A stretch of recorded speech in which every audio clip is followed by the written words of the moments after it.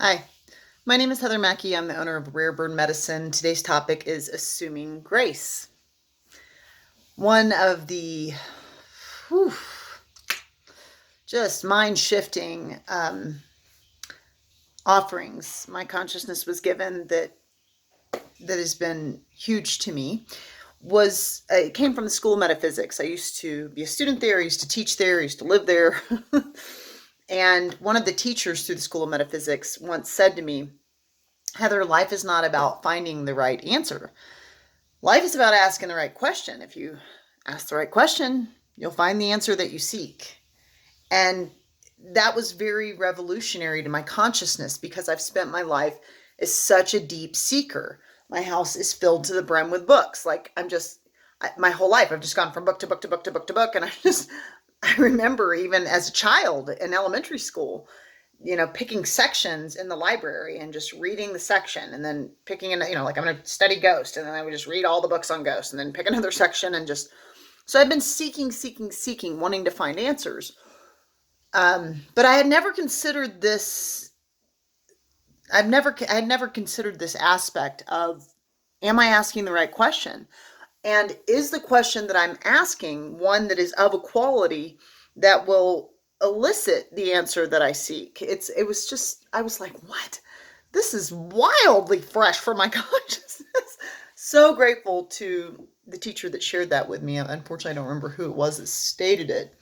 Um, However, this is really, I feel like, foundationally where I want to begin on this topic of assuming grace, because I think for many of us, we assume that life is not very graceful. It's full of lots of hiccups and issues and trials and tribulations and challenges. And many of us, when we face a challenging moment, all two-legged struggle, but many of us, when we struggle, when we are challenged, when we are facing trials and tribulation, we will think, I don't want that. Why does this exist? I don't want this. No thanks. And we are creatures of comfort typically. For some of us risk is comfortable, but we're creatures of comfort, and we tend to want whatever rhythm or frequency we are acclimated to be what is occurring. And there, as we all know, lots of experiences life can give you that it's like, that is not what I'm going for down here. I don't, no more of that, please. And lots of experiences that cause you to be like, why this, why me, why this way, why this, why do I have to go through this, XYZ, whatever that is. Scarcity, poverty, assault, violence, mental, emotional abuse, whatever it is that a given individual faces as their component of struggle, trial, or tribulation here. I love this concept about what is the quality of the question that you're asking, because one of the biggest kind of resonating questions that I've ruminated on throughout my life, it's asked in different ways, but it's this question about, like, why is life so hard? Why do we have to struggle? Why are there tsunamis? Why are there tornadoes? Does God hate us? Is God disappointed in us? Are we failing? Why do we have to go through any of this? Why isn't this place more peaceable, more loving, more? Why isn't Earth easier to get through a lifetime being on it? Why is it so hard to get through a lifetime here? And why does everyone have their trials, tribulations, challenges? Why all this? And those are great questions, and they're fair questions, because it is, if you've experienced great loss, great suffering, great pain, great trial, tribulation, if you've been bullied, if you've been a self-cutter, if you've hated your body, if you have felt shame, if you feel tremendous pain at the thoughts you hold, if you deal with depression or suicidal ideation, if you've had any of the many traumas, an opportunity for oppression or suffering that are available here, I think it's a natural question to ask why. why is life so hard? It's like kind of the foundational component of this question that I'm fleshing up. But applying this insight that I gleaned through attending the School of Metaphysics, I feel like a better question for me to ask, and I want to invite you to ask yourself about your own life, instead of like, why is it so hard, to ask, why does this serve me? Why is it a grace that I had XYZ trial or tribulation? Why is it a gift? Why is it an offering? How does it serve me? What is it giving me? Why could that possibly be supportive to me? I have been talking about, of course, probably always will talk about, energy cannot be created nor destroyed, is the scientific way we speak to eternality. With religion, it's often like you have a soul, that soul is eternal, and there's XYZ variations on how that concept is held. Spiritually, it can be a similar concept of you have a soul and it has so many incarnations. The way I kind of view it, because I feel like soul is another ego attempt at divisiveness, so I kind of see everything is imbued with spirit. And we can call it energy if we want to be scientific, but I like the word spirit better. Everything has a spirit. Rocks have a spirit. We have a spirit. That spirit we can call quarks and subatomic particles if we want to. But that spirit is unified. And it is eternal. You can't create it. You can't destroy it. It is always going to exist. So there's no threat to it. So if there's no threat to energy, then that means that energy could have any number of experiences and not be harmed. And with that awareness, the question would then be not why did so-and-so die, or why did all those people die in the tsunami or the hurricane or the fires, or why did all those people die in the accident, or why is this occurring? It would be like, from a perspective of eternality, why would it serve to have duality? What we do know is we've experienced duality. Anyone watching this video has experienced duality. You've experienced moments of negativistic thinking, trial and tribulation, hardship, struggle, difficulty, and you've experienced periods or moments of grace or peace or comfort. And I always like to operate from a new fundamental assumption.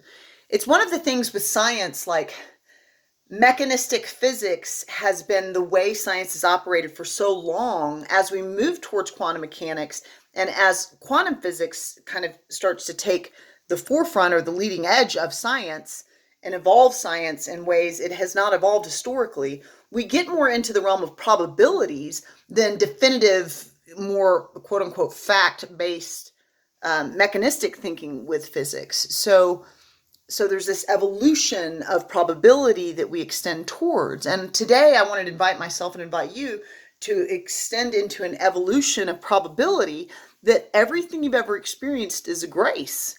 And if you're going to always exist, if your energy cannot be created nor destroyed, it's a long time to exist. Forever. Could be boring without some duality, or some shadow and light, or truth and falsehood, or love and fear to bounce around with down here. So is it viable that, not like why is Earth so hard, or why is it so difficult, or why do we suffer? Maybe the correct question that would really serve to glean the answer that we seek is, why does suffering serve me? Why does bullying serve me? Why does others disagreeing with me serve me? Why does assault serve me? Why does oppression serve me? Why does death serve me? Why does any of this serve me?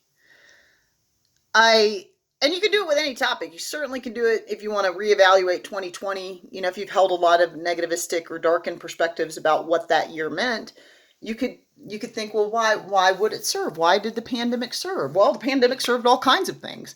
Got a lot of cars off of the road, gave Mother Earth a breath of fresh air she's long awaited, caused all of us to put some focus on consumerism, as we had the toilet paper debacle of 2020. But like, we started looking at and evaluating consumerism and what does consumerism matter? Well, yes, it mattered when people just only thought of themselves, and then other people who potentially have a difficult time getting to the grocery store weren't able to get basic needs met like toilet paper. So that's an important question. We need to think about consumerism. We need to think about getting the cars off the road. We need to think about our wellness. We need to think about our time with our family. There are a lot of children, a generation of children, that will have spent a chunk of their childhood at home with their families for their schooling, as opposed to being in school. That's going to create a unique generation. Probably gifts in that too. So we always have the opportunity in a dualistic realm, in a polarized realm, in a dichotomy, in an up, down, good, bad, right, wrong, left, right realm, to choose whatever perspective we want. My greatest teacher on this is Viktor Frankl, who wrote Man's Search for Meaning. And he had some beautiful ways of seeing things in concentration camps, one of the most horrific components of humanity, if we wanted to judge it, which sometimes I do. But if we really look at that, he was able to see people breaking and sharing bread, people that were starving, able to give and be generous of spirit in such a darkened hour. And he realized that nothing the Nazis would do could take this perspective out of his mind. And ultimately, you are the steward, you're the driver of your mind. No sense in beating yourself up if you've held 2020, 2021, your life, your experiences, as a darkened alleyway in the darkened corner of the backwaters of the cosmos of things that can be experienced. That's okay. We all have our ways that we learn and evolve and grow in how we hold our life and how we hold our perspective. The invocation and the invitation today is to consider, what if everything you've ever experienced has been a grace?